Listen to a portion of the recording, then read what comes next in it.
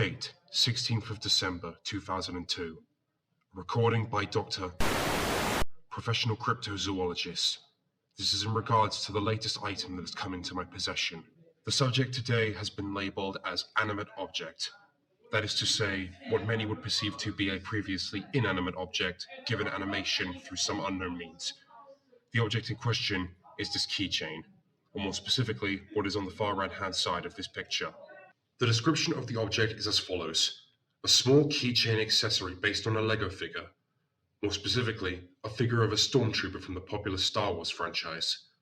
The accessory is a push-on flashlight that illuminates where the figure's feet are. The item was originally in the possession of a Mr. who claims to have owned the accessory since his second year of secondary school. As things are now, Mr. is a first-year university student who is unemployed. He first reported the strange nature of the item one night when, through some unknown means, the accessory detached from his keychain and fell off of it.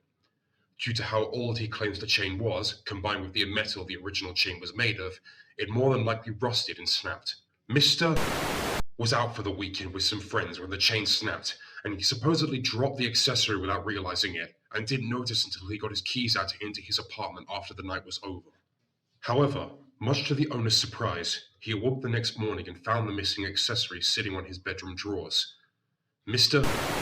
claims that he lives alone, and that whatever family members he has live quite a distance away. Therefore, it is unlikely anyone he is close with delivered the accessory in the night. Of course, Mr.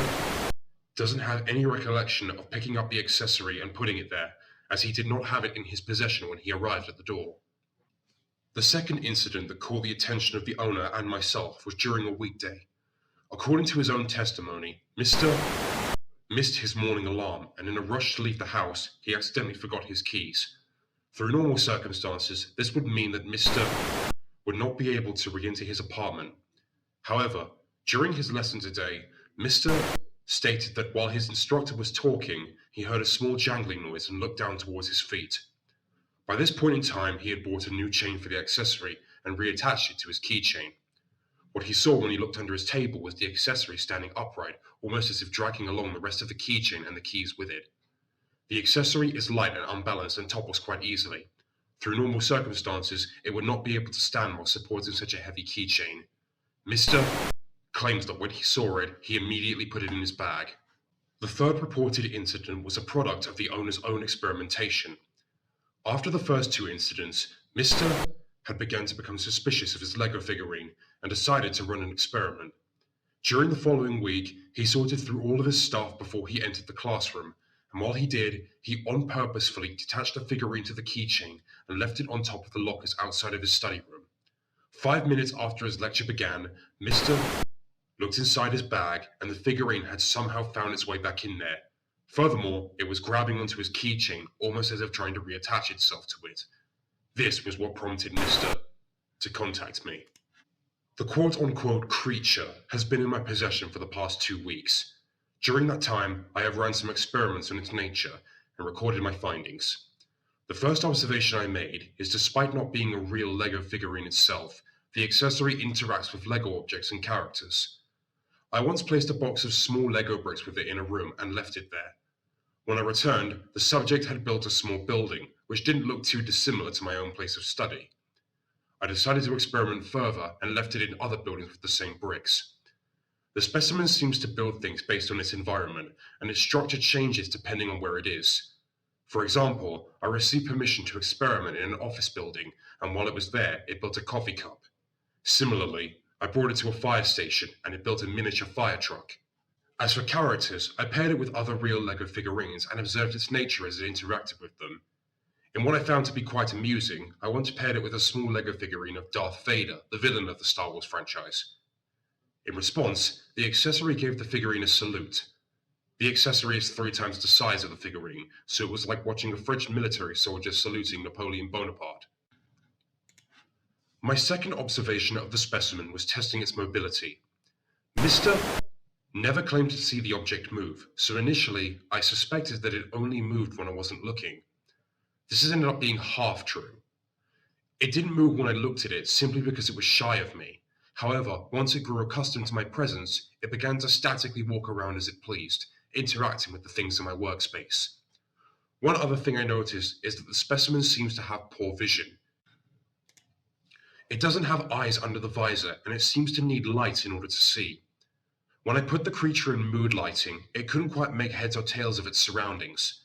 I found that in a situation like this, should the creature require to move around, it would activate the lights on the bottom of its feet and light its way as it walked.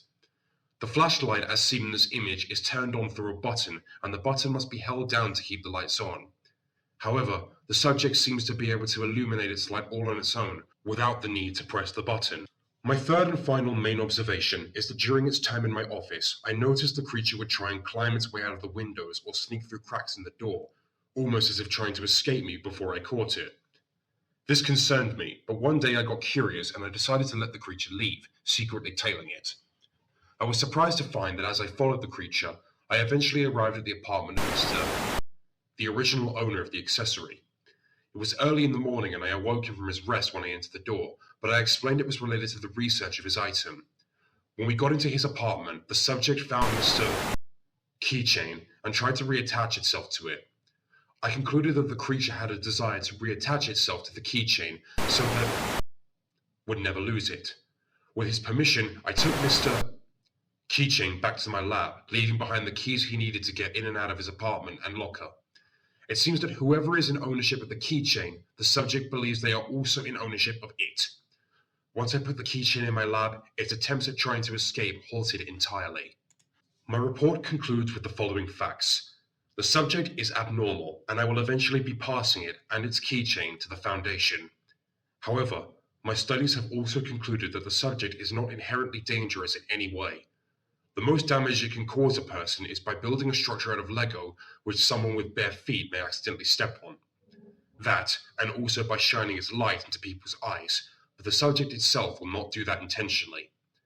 It is passive to the point that I allowed it to wander around my lab without detaining it, and should it make any attempt to escape, it can always be lured back with the keychain it is attached to, in more ways than one.